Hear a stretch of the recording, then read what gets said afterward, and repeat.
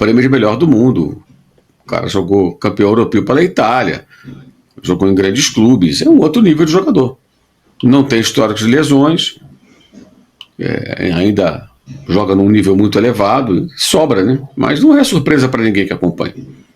Só para esses malucos de internet aí que antes da contratação, que é esse Jorginho, sei que, blá. Esses bobos aí que não sabem nada, que não vê nada, só vê o jogo do próprio time, se é que vê o jogo do próprio time. Quem acompanha sabe, não é nem um pouco surpreendente. Aí o meio campo do Flamengo é ele mais um, ou mais dois, dependendo aí da formação. No caso, joga sempre com dois volantes ali, é ele mais um. Vai ser sempre assim. Eventualmente vai ser poupado de um jogo ou de outro, até vai ser importante a volta dos demais, né? E agora também a utilização eventual do Saúl Ñíguez nessa função, para que ele possa ser preservado de alguns jogos, porque ele está jogando muitas partidas, né? E depois dos zagueiros, ele e o Plata são os caras que acho que mais têm jogado. E sobre o Jorginho também, André, para você trazer sua análise, alguns torcedores falam que, de fato, o Arrascaeta é gênio, mas o Jorginho é o maestro do meio de campo do Flamengo. Você concorda? E teve um outro comentário muito bom também, que eu queria ouvir sua opinião, de que a contratação mais cara foi a do Samuel Lino, mas a mais importante até aqui foi a do Jorginho. Sem dúvida, né? A gente está falando de um jogador aqui, eu falei isso aqui quando ele foi contratado. Eu falei assim, a gente está falando o seguinte, o Pulgar e o De La Cruz, eles ocupam a primeira prateleira do futebol aqui brasileiro, sul-americano. Lógico que vai jogar mal, vai jogar bem, vai perder, vai ganhar, mas nível é primeira prateleira, Pulgar e De La Cruz. O Jorginho joga no andar de cima.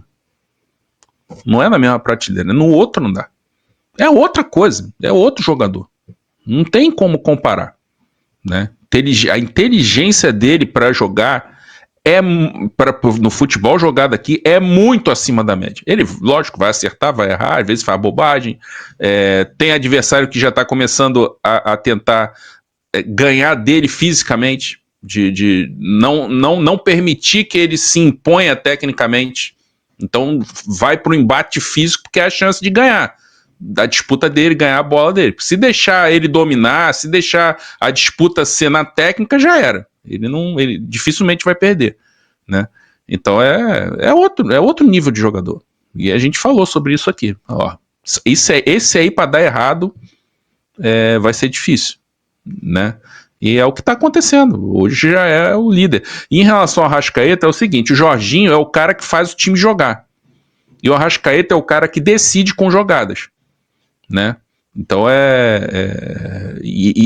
precisa desses dois jogadores, do cara que desequilibra e do cara que faz o time jogar. O Jorginho, você não vai ver ele desequilibrando o jogo com uma jogada, um drible, pode até ser um passe e tal, uma assistência, mas você, como aquele que ele deu pro Luiz Araújo, né? Achou aquele passe lindo no jogo com o Esperance, mas o Jorginho faz o time jogar. Ele toca, desloca, aparece, acha a melhor solução, acha alguém livre. É esse jogador, né? E fundamental já. Em uma reunião na Gávea, mas também pessoas poderão participar de maneira online, de maneira híbrida. Vamos lá. Pagamento no valor fixo de 268,5 milhões de reais. E quando eu falo pagamento fixo, ou seja, não tem bonificação por títulos, como costuma ter em alguns acordos com outras empresas. É um pagamento fixo, independentemente se o Flamengo for campeão da Libertadores, do Brasileiro, da Copa do Brasil, o Flamengo vai receber esse valor fixo por ano, que dá em torno de 42 milhões de euros por ano. E eu boto em euro, só para vocês terem noção, isso é praticamente perto do que grandes clubes da Europa estão ganhando com seus patrocinadores master. Tem clube que ganha 50 milhões de euros e estamos falando do clube de primeira linha da Europa. E o Flamengo vai receber nada mais, nada menos que 42 milhões de euros por ano. E o contrato, você já sabe, terá uma duração de 40 meses. Isso é importante. Válido de setembro desse ano até dezembro de 2028. É um contrato curto para um patrocínio master. Isso quer dizer que daqui a 40 meses o Flamengo, obviamente, vai fechar um novo acordo ganhando muito mais do que recebe atualmente. Independentemente se a Betano vai continuar, se tiver uma renovação de contrato, é óbvio que o Flamengo vai exigir um valor maior. E com isso, a gente faz uma conta aí que esse valor de patrocínio pode chegar a quase 900 milhões de reais nesses 40 meses. Para ser mais exato, 895 milhões de reais, que dá em torno de 140 milhões de euros. Vocês têm noção disso? É por isso que tem muito rival que está morrendo de medo do Flamengo a partir de agora, porque o Flamengo já está muito organizado e agora terá mais dinheiro em caixa. E a Betano, ela vai patrocinar o Flamengo na parte ali que você já sabe, patrocínio master, na parte da frente, na camisa de futebol masculino, tanto de treino quanto de jogo, feminino também, basquete e vôlei. Além disso, a Betano vai fazer ações na Flamengo TV e em mídias digitais do Flamengo nas redes sociais, obviamente. Então, eu não tenho dúvidas que esse patrocínio será aprovado pela grande maioria dos conselheiros. Eu não sei quem será o corajoso a votar contra um patrocínio desse, com todo respeito. Não, assim, obviamente eu não li o contrato todo, mas nada me faz crer que alguém vai ter a coragem de ser contra esse patrocínio master, patrocínio esse que a diretoria fez uma baita negociação, promoveu ali uma concorrência muito grande. Num certo momento a Superbet chegou muito próximo de acertar, mas em cima da hora a Betano acabou fazendo uma proposta maior e o Flamengo escolheu a Betano. E assim, não seria nenhum problema se fosse Betano ou Superbet, mas a Betano é uma empresa super conceituada, conhecida mundialmente, e por mais que tenha novas atualizações envolvendo casa de apostas aqui no futebol brasileiro, a Betano não vai ser afetada, digamos assim, porque tem um nome internacional. Vamos agora para uma das informações principais desse vídeo, a lista de Carlo Ancelotti, a pré-lista. Vários jogadores estão nessa pré-lista e nós apuramos jogadores do Flamengo que estão nessa pré-lista. Inicialmente a gente trouxe mais cedo nas outras redes sociais o nome do Samuel Lino, e não é a primeira vez que ele está numa pré-lista da seleção brasileira, mas por ser um jogador do Flamengo, eu me sinto, entre aspas, na obrigação de noticiar, e noticiamos. Além disso, o Léo Pereira, informação que primeiro trouxe o Coluna do Fla, e nós apuramos e está confirmado. Léo Ortiz, Alexandro, ou seja, são esses quatro: Léo Pereira, Léo Ortiz, Alexandro e Samuel Lino. Eu particularmente acho que Léo Pereira deveria ser convocado sim para a seleção brasileira e não estar apenas na pré-lista. Ah, Vene, que isso? Sim, já falei e volto a repetir. O Léo Pereira, que para muitos é o patinho feio do setor defensivo do Flamengo, para mim é titular absoluto e vem jogando muita bola. Está vivendo o seu melhor momento na carreira, dentro e fora de campo. Quando eu falo dentro e fora de campo, porque fora de campo ele atingiu uma maturidade que antes eu não conseguia ver no Léo Pereira, em todos os sentidos, inclusive no processo de se cuidar, aquele treinamento invisível que a gente gosta de dizer fora do clube, o Léo Pereira vem fazendo muito bem. E não é à toa que ele performa muito bem. Inclusive, a parte física do Léo Pereira, embora ele seja privilegiado, mas por conta do trabalho dele, que ele vem se cuidando fora do clube, ele está conseguindo tirar mais vantagem ainda. Tanto é que ele é pouco poupado, assim como o Léo Ortiz também, que é um baita jogador, mas isso aí não é segredo para ninguém. Eu só acho que o Léo Pereira, ele não é valorizado da maneira que deveria por muitos torcedores do Flamengo nas redes sociais. É o mesmo caso do Gonzalo Plata no setor ofensivo, mas vamos focar aqui nesses jogadores que estão na pré-lista. Alexandro não é nenhum absurdo, porque titular mesmo, joga muita bola. Samuel Lino joga muita bola.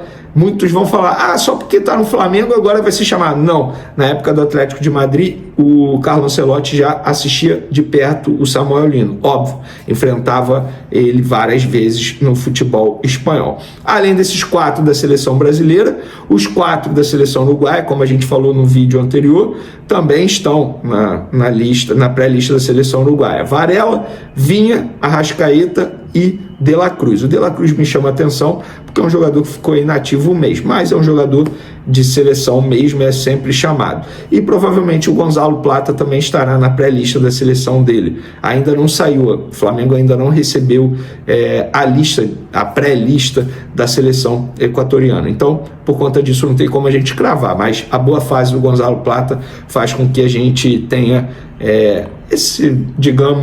essa pré-informação, porque dificilmente ele não será convocado. Ele foi convocado mesmo quando estava lesionado, vocês vão se recordar, no passado recente. Mas é isso, ou seja, 4 da seleção brasileira, 4 da seleção uruguaia, ainda tem o Gonzalo Plata. 9, o Pulgar, seleção chilena, está machucado, obviamente, mas se ele tivesse à disposição, 10. Ainda tem outros jogadores, o Danilo, por exemplo, é um jogador que é sempre chamado para a seleção brasileira. O Pedro também é um jogador que se candidata para ser chamado para a seleção brasileira. O Flamengo tem um elenco de seleção. E é isso. Gente, o último jogo contra o Internacional mostrou o meio de campo formado por Jorginho, Saúl e Arrascaeta. Me desculpe a palavra, é sacanagem. Obviamente no lado positivo da palavra. É um meio de campo absurdo. Inclusive seria o meu meio de campo para o jogo dessa quarta-feira contra o Internacional. Vamos para o último assunto aqui, porque o GE soltou. Napoli envia representantes ao Brasil para observar Léo Ortiz do Flamengo. Eu vou trazer aquilo que eu apurei junto ao Flamengo. O Flamengo não recebeu nenhuma informação de que o Napoli enviou ou vai enviar representantes ao Brasil. No Flamengo, o que comentaram comigo chama a atenção a quantidade de clubes de olho em Léo Ortiz e ninguém faz proposta. E de fato é isso. Toda hora tem um clube de olho em Léo Ortiz. Que bom! Que bom, é sinal que os clubes sabem observar bons jogadores, porque de fato ele é um bom jogador. Mas, gente, toda hora um clube italiano observa e não faz proposta. Foi o Milan, foi... Everton Ribeiro pode estar a caminho de um retorno ao Flamengo e a notícia começa a agitar os bastidores da Gávea. O meia, atualmente no Bahia, teria procurado diretamente o técnico Felipe Luiz para expressar sua vontade de voltar ao clube onde viveu os momentos mais marcantes da carreira. Segundo informações de pessoas próximas ao jogador, Everton não está satisfeito com o momento que vive em Salvador, especialmente pelas críticas frequentes da torcida baiana, o que tem gerado um certo desgaste emocional. Para completar, há ainda a questão pessoal. O Rio de Janeiro continua sendo um lugar especial para o atleta, onde sua família tem raízes profundas e onde ele viveu 7 anos de conquistas vestindo o manto rubro-negro. Essa identificação com o clube e com a cidade seria um fator decisivo para a mudança de ares. Além disso, o cenário atual no Flamengo abre espaço para sua volta. Com a saída recente de Gerson, peça importante no meio-campo, o clube avalia reforços para manter o alto nível de competitividade e Everton Ribeiro surge como um nome de confiança e peso.